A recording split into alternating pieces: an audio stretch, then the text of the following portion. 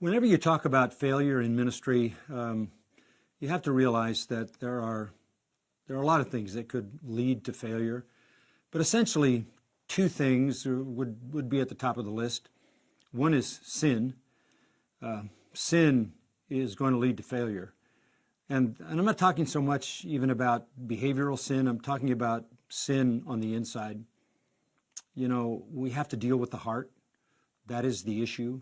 Sin, writes James, is conceived in the heart, and it comes out of the heart, and it leads to death.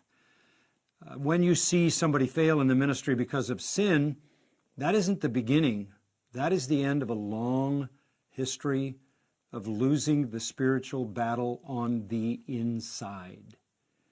That is why it's so critical for people in ministry to guard their conscience. Your conscience as a believer is the mechanism God has given you to excuse you when you're doing the right thing or accuse you when you're doing the wrong thing.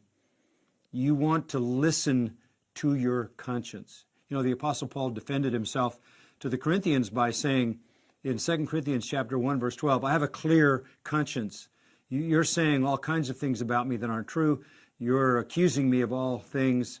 My conscience is clear, that I have lived in a godly way, in a faithful way before you. That's where the battle needs to be won. And that means you have to do what the Apostle Paul said. You have to take heed to yourself. You have to win the battle on the inside, and you have to have a clear conscience. And if you're winning the battle on the inside, you're not going to lose it on the outside. So fighting sin at the deepest level of your heart is absolutely critical.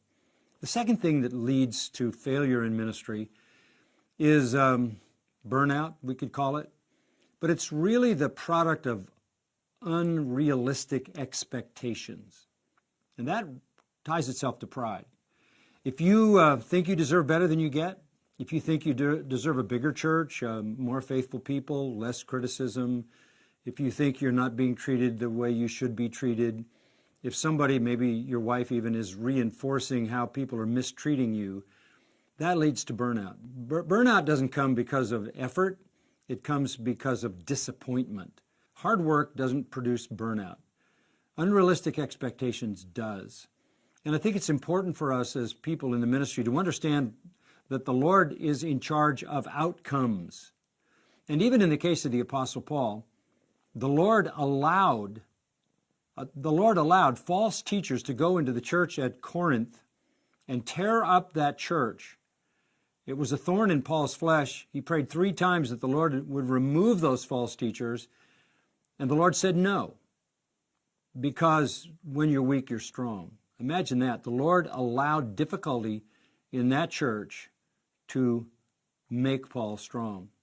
And he went even further than that. He said, because of the many revelations you have received, to humble you, the Lord has sent this thorn in the flesh. The Lord uses adversity and difficulty to humble us. So we have to be very careful that we aren't caught in pride, unrealistic expectations of what we deserve, that leads to disappointment, that leads to a kind of burnout that causes people to be unfaithful in ministry. Realize you don't deserve anything. Realize that it is a privilege and an honor. It is a mercy that you've even been called into ministry. Rejoice in the privilege and let the outcome be left in the hands of God. Just be a faithful servant.